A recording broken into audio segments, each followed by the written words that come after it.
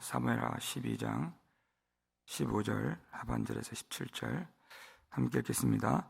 우리아의 아내가 다윗에게 낳은 아이를 여호와께서 치심에 심히 알른지라.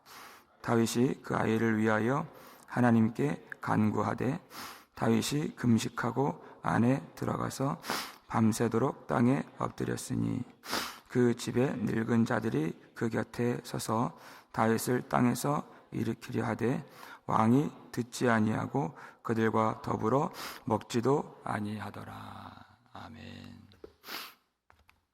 하나님께서는 다윗의 죄를 낱낱이 다 알고 계셨습니다. 그래서 하나님이 나단을 보내주셔서 먼저 다윗의 죄가 무엇인가를 깨닫게 해주시고, 그리고 심판에 대해서 말씀하시죠. 칼이 내 집에서 영원토록 떠나지 아니하리라. 내 아내를 빼앗아서 내 이웃들에게 주리라. 하나님이 하신다는 것입니다. 여러분, 누가 왕의 집에 들어와서 그 칼을 이리저리 휘두를 수 있겠습니까? 누가 왕궁에 들어와서 그 아내를 빼앗고 이웃들에게 줄 수 있겠습니까? 다윗은 그 나라의 절대 권력을 갖고 있는 왕이고, 우리가 8장에서 10장까지 살펴본 바로 다윗을 이 땅에서 이길 수 있는 사람이 없는 것을 우리가 확인했습니다. 모든 전쟁에서 다 승리했죠. 누가 그 왕궁에서 칼을 휘두르고 아내를 빼앗습니까? 하나님이 하신다는 것이죠. 다윗 위에 계시는 하나님이 하신다. 그 재앙을 내리신다. 그 뜻입니다. 하나님이 하시는 그 일을 막을 수가 없는 것이죠.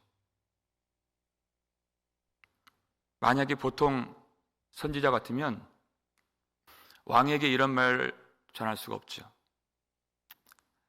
그저 평강하다, 아무 문제 없습니다, 그렇게 하고 말았을 것이. 그런데 나단은 하나님께서 보내신 말씀의 전령이기 때문에 자기 생명을 돌아보지 않고 다윗 왕에게, 여러분 다윗 왕이 얼마나 무섭습니까? 수틀리면은 죽이는데요. 우리아가 죽었잖아요. 그런데 죄에 대하여, 심판에 대하여 이 말씀을 전하는 것이, 우리가 요한복음 보니까 성령께서 하시는 일이 죄에 대하여, 심판에 대하여, 또 의에 대하여 우리에게 가르쳐 주시잖아요. 그게 하나님의 말씀이라는 것입니다. 그 심판에 대한 이 말씀을 들었을 때 다윗이 내가 여호와께 죄를 범하였으니, 이 고백이 나오는 것이, 이 사무엘서에서는 짤막하게 이 고백이 나오지만 우리가 시편을 보면 이 회개의 고백, 이 자백이 얼마나 깊고 또 진지한 것인가 우리가 알 수가 있죠. 여러분, 이 자복하고 자백하는 것이 굉장히 중요한 것입니다. 하나님께서 죄에 대하여, 심판에 대하여 말씀하셨는데, 자백한다 하는 것은 하나님의 말씀을 내가 받아서 그대로 고백한다는 뜻입니다. 하나님의 권위에 순복한다는 것입니다. 그것이 하나님의 마음에 합한 자다 하는 것이, 그래서 다윗인 것입니다. 아무런 죄를 범하지 않는 것이 마음에 합한 것이 아니라 하나님의 말씀을 있는 그대로 고백하잖아요.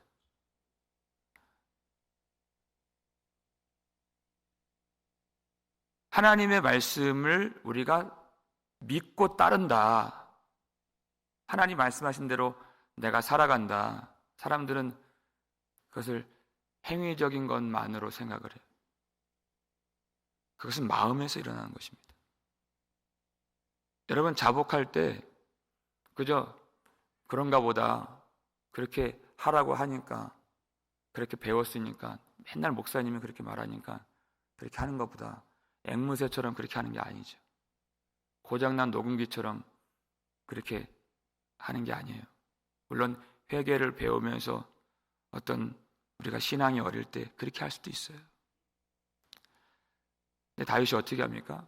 깨닫지 못했을 때에는 나단의 비유를 듣고 그 부자를 향해서 판단하잖아요. 반드시 죽을 자라 이렇게 되어 있어요. 근데 말씀이 자기를 찔러요. 자기를 향하는 것을 알게 되었어요. 남을 향해서는 적용된 말씀이 이제는 자기에게 적용되는 순간이 와요. 누군가를 판단할 수가 없어요. 하나님께서 구하시는 제사는 상한 심령이라. 하나님이여, 상하고 통회하는 마음을 주께서 멸시하지 아니하시리이다. 그저 앵무새처럼 고백하는 것이 아니라 마음에서 그 말씀이 나를 찌르고 찔림받고 나를 후벼파고 완전히 뒤집어 엎어놓아서 상한 심령이 되는 것이. 왜냐하면 심판의 선고를 들었잖아요. 하나님을 모르면야 뭐 아무 상관없어요. 하나님을 알기 때문에 이 심판의 말씀이 어떤 집에 들어와서 칼이 이 사람 저 사람 삼킵니까? 하나님이 없다는 것입니다. 그 심판의 선고가. 이 말씀을 들었을 때, 내 안에 하나님이 없구나. 하나님의 은총이 떠났구나. 그것을 알게 되었기 때문에 마음이 상해진 것이에요. 왕이면 뭐합니까? 그 절대 권력을 갖고 있으면 뭐하고, 돈이 많으면 뭐합니까? 하나님이 없는데 무슨 소용이 있겠어요? 그때부터는 아무것도 안 보이는 것이에요.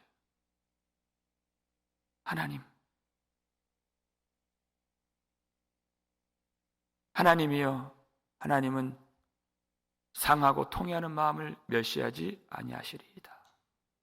주님만 바라보는 것이죠.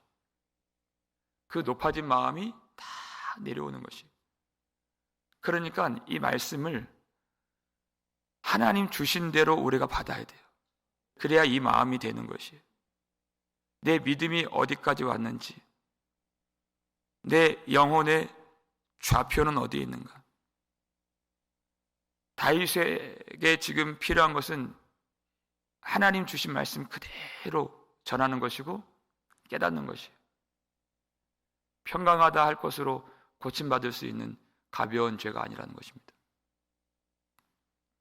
그렇게 상한 심령으로 자신이 하나님 없인 여긴 이 죄가 얼마나 큰 것인가를 깨닫고 그가 자복하고 회개할 때 나단이 기다렸다는 듯이 여호와께서 당신의 죄를 사하셨나니, 이렇게 하나님의 사유하심과 용서하심을 선포하는 것이 기다렸다는 뜻이에요. 여러분, 용서를 우리가 어떻게 받습니까? 오해하면 안 된다 그랬죠? 회개함으로 받는 것이 아니에요. 하나님의 언약, 그 언약의 말씀, 그 말씀의 성취, 십자가에 있는 것이, 속죄함에 있는 것이. 그 왜 회개를 해요?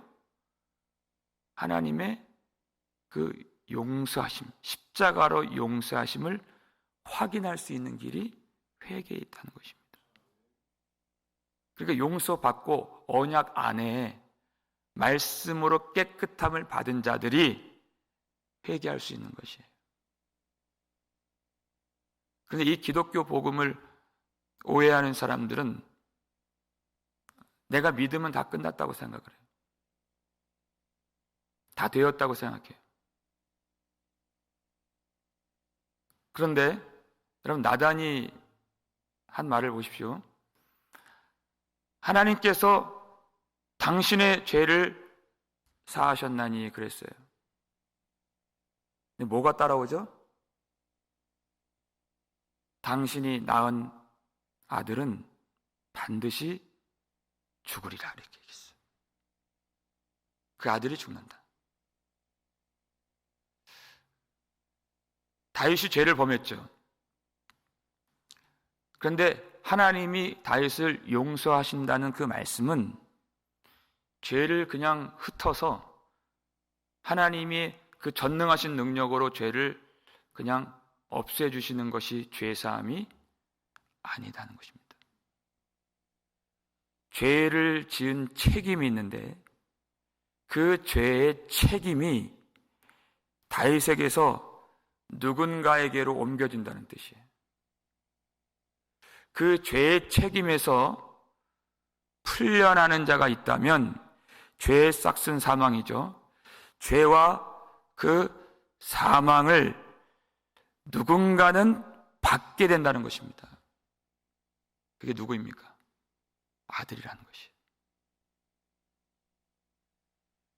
그러니까 죄가 뿌려지면 그 죄와 죄의 책임, 그리고 죄의 열매와 그 사망은 없어지지 않는 것입니다. 근데 기독교 복음을 오해하면 내 죄를 하나님이 용서해 주시고 죄 사함을 받았다, 그러니까 그냥 죄가 그냥 없어진 줄 알아요. 아니에요. 그 책임이 돌려지는 것이에요.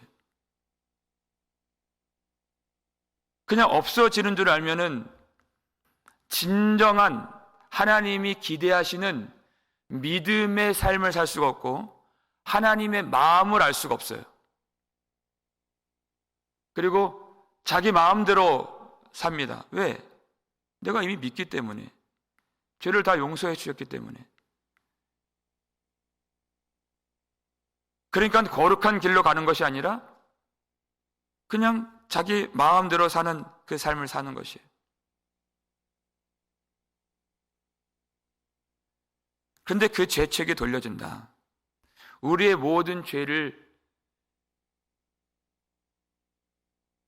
예수님이 짊어지셨죠.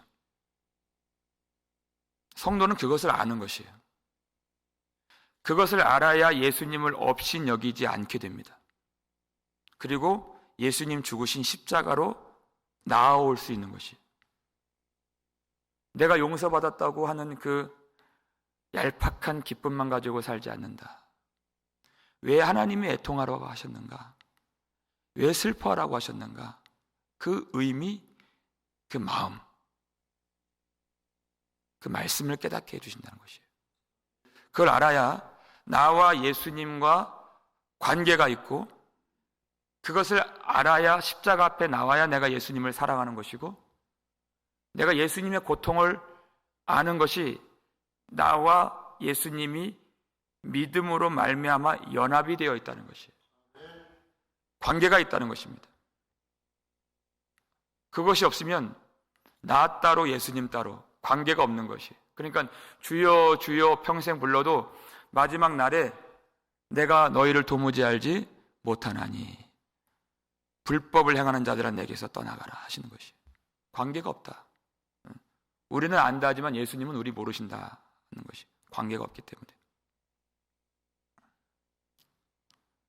만약에 하나님이 어떠한 그 능력으로 죄를 없애주신다 그러면 하나님은 공의로운 하나님이 아니십니다. 그래서 마귀의 비방을 받으시는 것이, 마음대로 죄를 없이 할 수 없는 하나님이세요. 그러면은 죄가 누군가가 뿌려놓은, 싸질러 놓은 그 죄를 하나님이 없애 버리실 수도 없지만, 그렇게 한다면 하나님이 의롭게 살아라, 거룩하게 살아라 그렇게 말씀을 못 하시죠. 그 뭐가 무너져요? 하나님의 나라가 무너져요. 그러니까 그렇게 안 되는 것이에요. 그저 마귀의 비방만 받고 끝날 일이에요. 그냥 죄는 없어지지 않는 것이에요. 그 책임만 돌려지는 것입니다. 오늘 본문을 보니까 다윗이 범죄했어요. 이제 15절 하반절에서 우리아의 아내가 다윗에게 낳은 아이를 여호와께서 치심해 그랬죠. 심히 앓는지라. 밧세바라고 말하지 않고 지난번에도 말씀드렸지만 우리아의 아내라고 굳이 표현을 하시는 것은 다윗의 죄를 더 부각시키는 의미예요. 넘지 말아야 할 선을 넘었다는 것이죠. 그 아이, 이 아이가 왜 심히 앓게 되었습니까? 여호와께서 치셨기 때문에. 왜 그 아이를 치셨어요? 다윗의 그 죄의 책임이 그 아들에게로 옮겨졌기 때문에, 넘겨졌기 때문에. 다윗의 죄 때문이죠. 다윗의 죄 때문에 죄 중에 낳은 그 죄 없는 아들이 심히 앓게 되었다는 것이. 다윗이 그것을 아는 것이. 여호와 하나님을 업신여기고 하나님의 영광을 훼손하고 하나님의 말씀의 길을 벗어나고 이 죄로 말미암아 하나님을 고통스럽게 만드는 이 죄가 얼마나 흉악한 것인가. 그것을 용서받은 자에게 깨닫게 해주시는 것입니다. 그래서 이 일이 있는 것이에요. 그러니까 내가 용서받았다 하는 그런 얄팍한 고 기쁨만 가지고 살자는 것이. 그러니까 다윗이 어디로 나아가요? 그 아들을 치신 여호와께 나아가는 것이에요. 16절 말씀 볼까요? 읽겠습니다. 다윗이 그 아이를 위하여 하나님께 간구하되 다윗이 금식하고 안에 들어가서 밤새도록 땅에 엎드렸으니 그랬어요. 사죄의 은혜, 용서하시는 그 은혜가 선포되었어요. 그런데 어디로 들어가요? 지금 다윗이 그 아이를 위하여 하나님께 간구하되 다윗이 금식하고 먹지 않습니다. 그 안에 들어가서 밤새도록 땅에 엎드렸으니 그랬어요. 다윗이 깨닫지 못했을 때, 하나님 바라보지 않았을 때 어떻게 했어요? 그가 저녁 늦게까지 그 편안한 왕궁 안에 그 침실 안에 그 침상에 누워 있었잖아요. 그러니까 하나님이 죄를 깨닫게 하시고 또 회개케 하실 때, 그리고 그 아들을 치셨을 때 그가 침상에 눕지 않습니다. 먹지 않습니다. 밤새도록 땅을 뒹굴어 가면서 하나님 앞에 기도하고 간구하고 회개하며 하나님의 은혜를 구하는 것이에요. 여러분, 죄가 선고되고 심판의 말씀이 선포된다고 다 이렇게 하는 것이 아니죠. 절대 이렇게 하는 것이 아닙니다. 사무엘상 오래전에 살폈죠. 그때 엘리 제사장이라는 사람이 있잖아요. 엘리 제사장의 죄목이 뭔지 아십니까? 여호와를 업신여기고 존중하지 않은 것이. 그러니까 다윗이나 엘리 제사장이나 똑같은 것이. 그리고 하나님이 그 엘리 제사장의 그 죄에 대한 그 심판을 그 두 아들에게 부으셨어요. 홈리와 비느하스가 한날에 죽으리니 그랬어요. 그 죄를 깨닫게 하시고 심판에 선고됐어요. 죄에 대하여 심판에 대하여요. 그런데 엘리가 어떻게 했습니까? 미동도 하지 않아요. 엘리는 당대 최고의 제사장이었습니다. 왕 같은 제사장이었어요. 날마다 예배를 집도하고 인도하고, 하나님에 대한 궁금증이 있으면 엘리 제사장에게 찾아가서 묻고 말씀 듣고, 그런 제사장이었어요. 근데 사무엘이 하나님의 말씀, 그 어린 나이에 말씀을 받을 때에도 엘리는 잠만 자는 거예요. 그 말씀이 선포되었음에도 불구하고 그 속에서 상한 심령이 일어나지 않는다. 여러분, 심판의 말씀이 선고되었는데도 그저 태평한 사람들이 있다는 거예요. 이 말씀이 다 죄에 대하여 심판에 대한 말씀이야. 성령을 통해서 평안한 거예요. 그냥 그 평안은 하나님이 주신 평안이 아닙니다. 평강하다 평강하다 하나 평강이 없도다. 사탄이 주는 평강이라는 것이, 침상에 내려와서 기도할 줄 모른다는 것입니다. 땅에 엎드릴 줄 모른다는 것이, 그 말씀이 그 속에 들어가질 않아요. 그러니까 하나님의 마음과 합할 수가 없는 것이, 말씀과 연합이 되지 않아요. 그러니까 하나님이 내가 그들을 토해내리라는 것이, 말씀이 들어가지 않기 때문에. 근데 다윗은 정말 흉악한 범죄를 저질렀죠.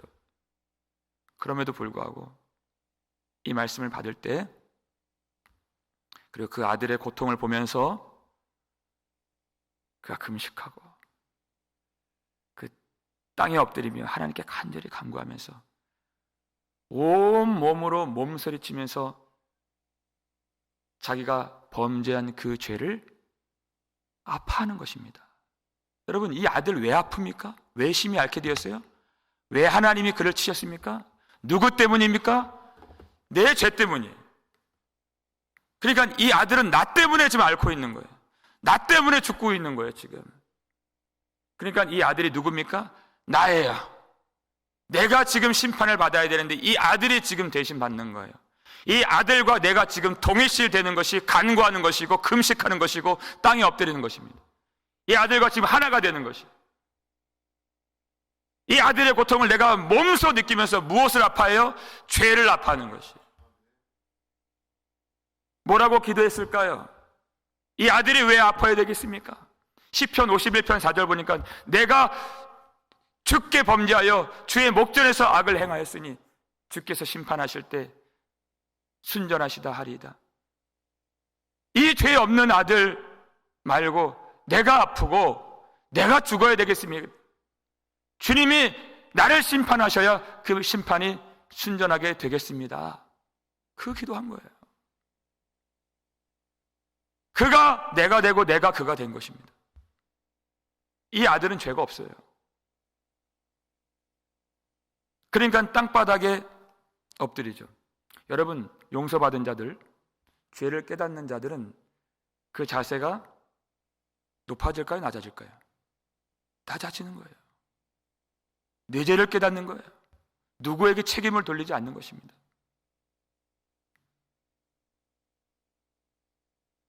내가 하나님 앞에 범죄한 것만 알게 되는 것이, 처음에 하나님 바라보지 못했을 때 다윗의 위치, 자리가 어디였어요?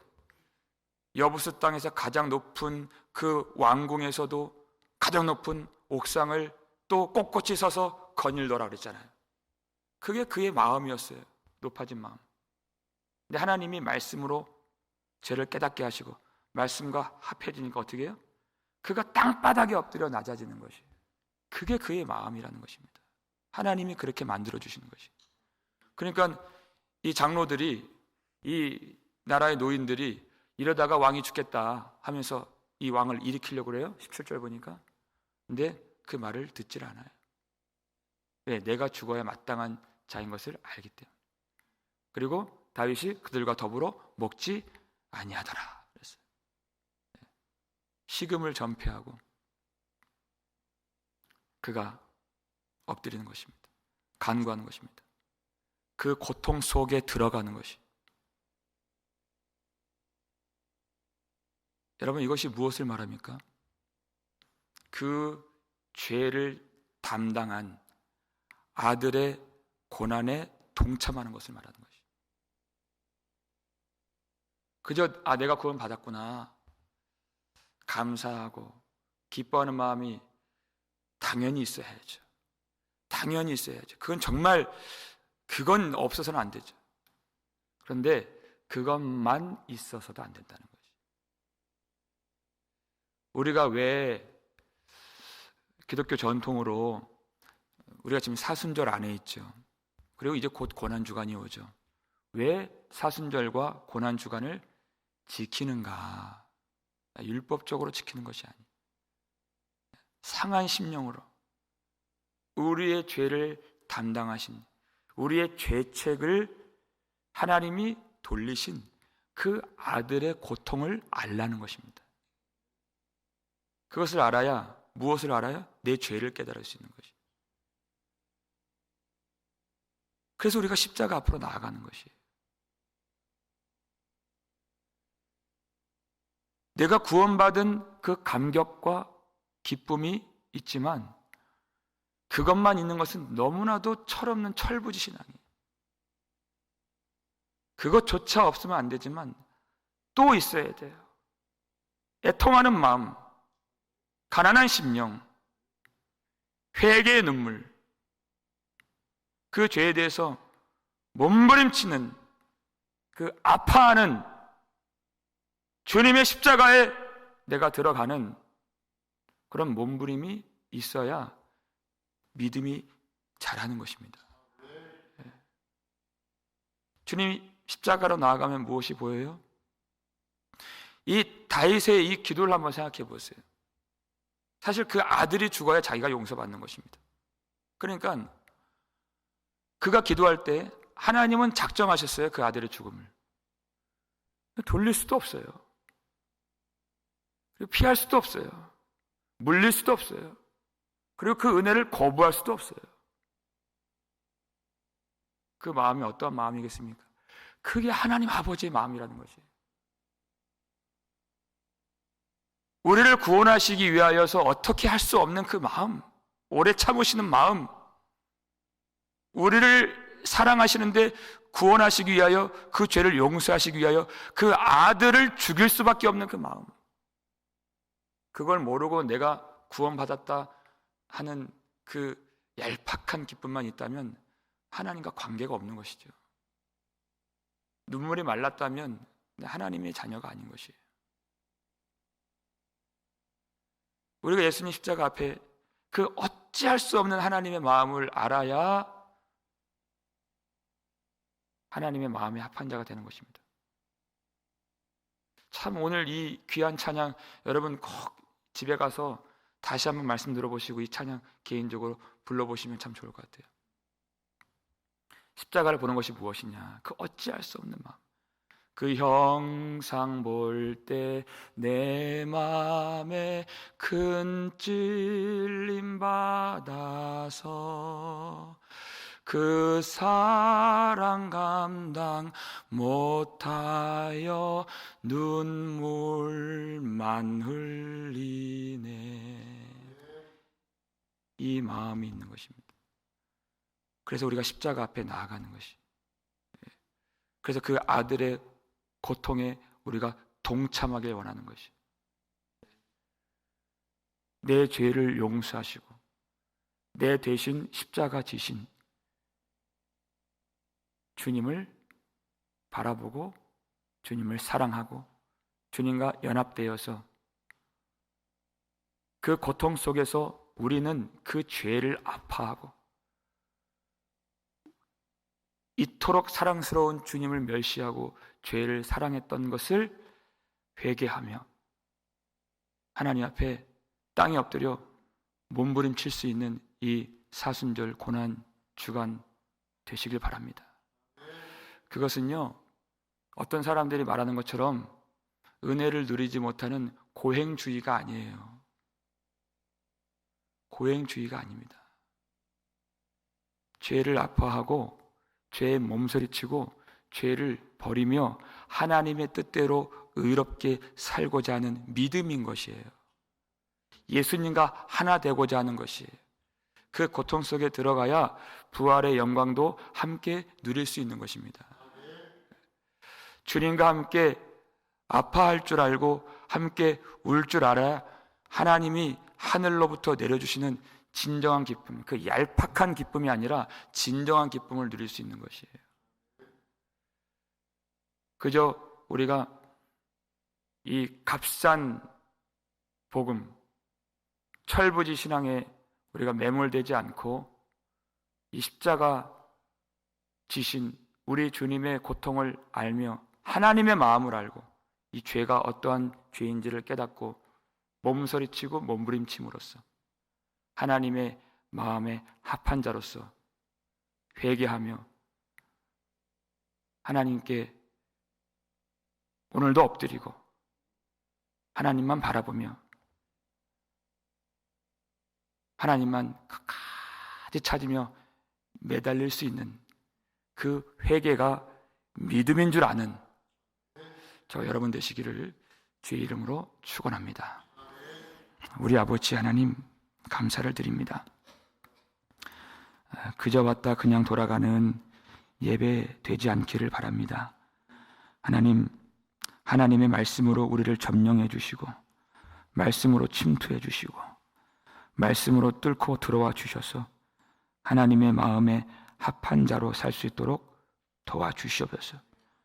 얼마나 우리가 주님을 멸시했는가를 깨닫게 하여 주옵시고 그저 용서받았다고 하는 그것만 가지고 우리가 내 마음대로 내 뜻대로 다시금 하나님을 업신여기는 삶이 되지 않도록 도와주시고 우리 예수 그리스도 십자가 앞으로 나아와서 죄가 얼마나 참혹한 것인가를 알고 하나님이 얼마나 우리를 사랑하시는가를 날마다 깨닫고 내가 매일 십자가 앞에 더 가까이 가고자 하는 참 회개, 참 믿음의 삶이 될 수 있도록 우리를 도와주시옵소서. 우리를 돌아오게 하실 분은 하나님 한 분밖에 없는 줄 믿습니다. 불쌍히 여겨주옵시고 우리 마음을 녹여주시고 마음을 깨뜨려 주셔서 예수 그리스도 그 고통받으신 십자가 속에 우리가 들어가게 하시고 우리가 그것을 물릴 수도 없고 저항할 수도 없고 우리가 그것을 바꿀 수도 없는 그 하나님의 은혜 속에서 하나님이 어떠한 마음으로 어떠한 심경으로 그 일을 이루어 가시는가 하나님을 깨닫고 그 아들의 고통에 동참하며 죄를 아파하고 죄를 버리고 성령의 능력 가운데 거룩한 삶을 살 수 있는 우리 모든 성도들 될 수 있도록 도와주시옵소서. 오늘 이 아침에 기도할 때 오직 그 아들 예수를 치신 하나님만 바라보면서 하나님께 우리 모든 것을 다 내려놓으며 부르짖길 원하오니 우리의 기도를 도와주시고 하나님 없이 살 수 없는 우리의 믿음이 회복되게 하여 주옵시고 우리가 애통하고 우리 마음을 낮추어서 땅바닥에 엎드려 기도할 때 하나님 그 가정이 그 마음이 또 죄로 말미암아 또 실패했던 그 심령들이 다시 세워지고 회복되고 은혜 가운데 그 믿음이 온전케 되어지는 그 삶이 바른 길로 나아가게 되는 그 삶 속에 하나님의 인정을 받고 마음에 합한 자로 하나님의 말씀이 임하는 하나님께서 축복하시는 우리 인생 되어줄 수 있도록 우리 자녀들도 주님이 붙잡아 주시고 회개할 때 하나님께 부르짖을 때 그 사유하시는 은총 용서하시는 은혜가 모든 가정에 넘쳐날 수 있도록 도와주시옵소서. 감사를 드리옵고 우리를 구속해 주신 예수 그리스도의 이름으로 축복하며 기도 올렸나이다. 아멘.